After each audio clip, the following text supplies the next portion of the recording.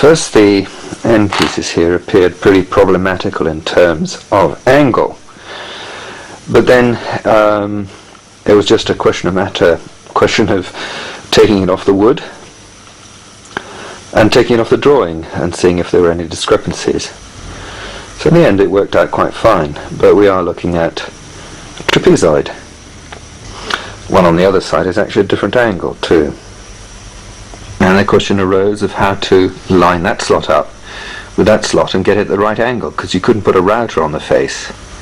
The answer actually proved to be pretty simple. So provided you know which face the groove is parallel to, all you have to do is do a cut parallel to that face.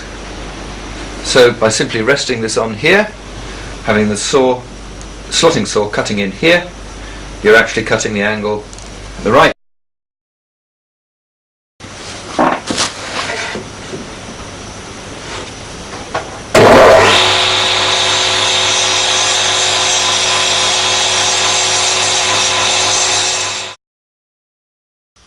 So this is what the back looks like. There should be a panel in there. Front should have a panel in. You can see the pegs on top there. You see the pegs on top. So that will be split and wedged. Panels have already shrunk a little bit. Halving joint there, I reckon 2 small wedges in. And these will be wedged again, so once they've been wedged, then they should hold the joint down and hold the back in place. That's for the doors. The doors will hinge on there, top and bottom. Right, here we have the slightly eccentric holes and the holes in the door frame, which hopefully should match. That's better. Right, a little face mark here. So I need that one there.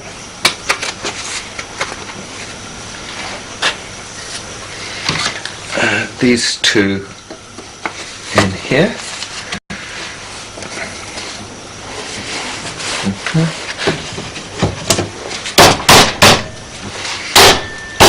Now everything looks as if it lines up now.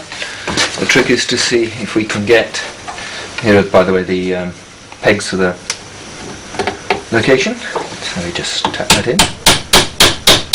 Beautiful! Tap that one in.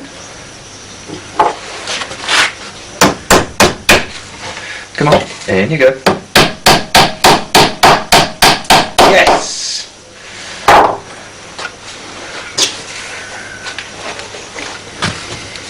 Try these.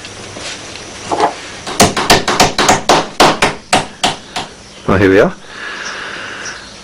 Nearly ready to make the final assembly. A few little things here and there need adjusting, and the bottom panels need fitting.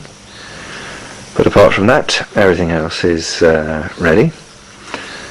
And the doors have proved interesting. I want to weave them yet. And there we are from a distance. The doors pivot, as you can see just there. That peg is actually a part of the door frame.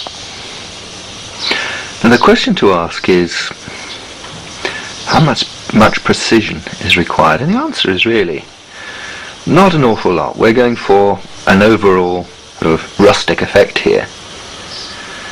Here's the door, one of the doors. Made what looks like a little error there, but I found that to weave it that tight was a little bit difficult.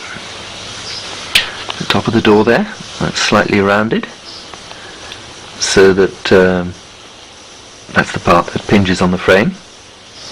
Peg will need to be drilled out a bit and another one put in. Everything else looks fine. So just assembling the base.